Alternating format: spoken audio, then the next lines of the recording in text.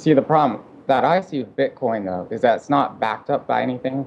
It's not like you can have physical, gold that you can hold in your hand, to back it up.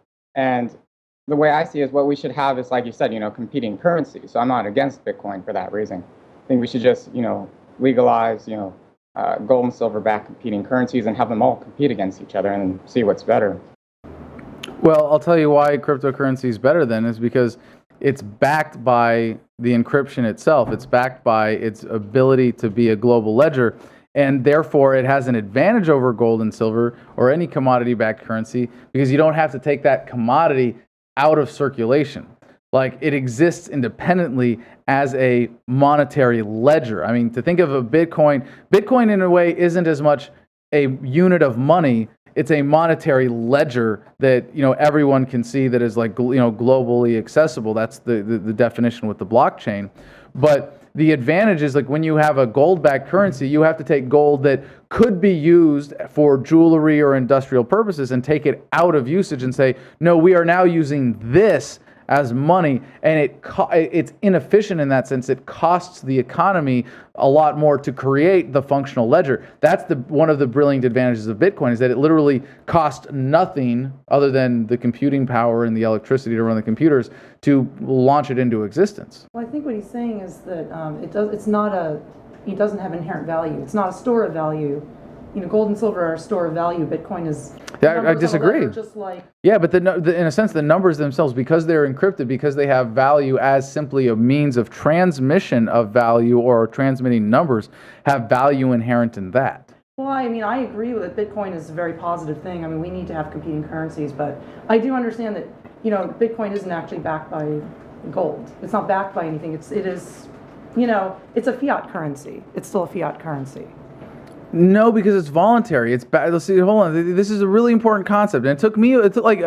Don't get me. This is like everything else in libertarianism. No. You're not wrong. You just haven't figured this out yet. Let me just help you out. With this. There is inherent value, like U.S. dollars, right? Mm-hmm. Like, if we had them in this room, like, we would still acknowledge that they're of value. Them for trade, but they have no value. Well, no. Let's hold on. The value, like we said earlier, the real value of the backing of the dollar is the violence of government, right? The promise that they will steal these from people, they will demand them in taxes, right? Forced to use but hold on. Let's say that all of the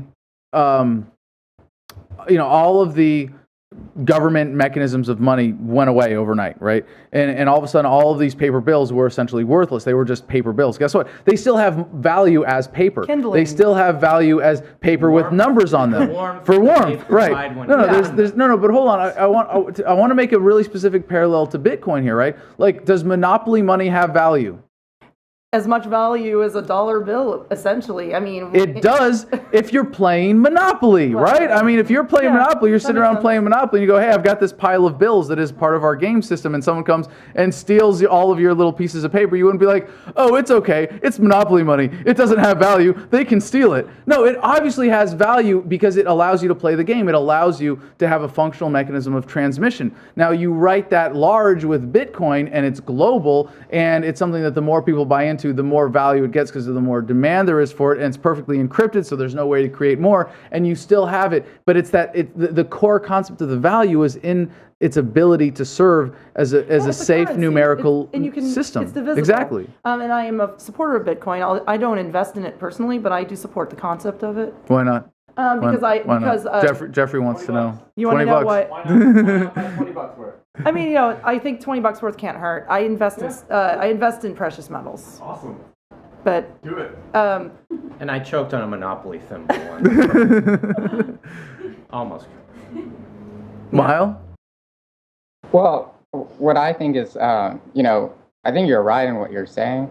But I still think, it's backed up by something. I didn't mean it's not backed up by anything per se, but just backed up by encryption is not the same as backed up by something you can physically hold to help, keep that in check. That now you have something. Sure, that it's different. That's what I think. But I would make the case that that's an advantage. That gives the money an advantage in the market. Now you can disagree, This is like the least important debate for libertarians, right? It's sort of like, all right, well, hey, when the government doesn't require that all of your clothes are black all the time, what color clothes are you going to buy? No, I'm going to buy red clothes. No, I'm going to buy blue clothes. Well, fuck you. Like you're going to put in the vote for a gold-backed form of crypto.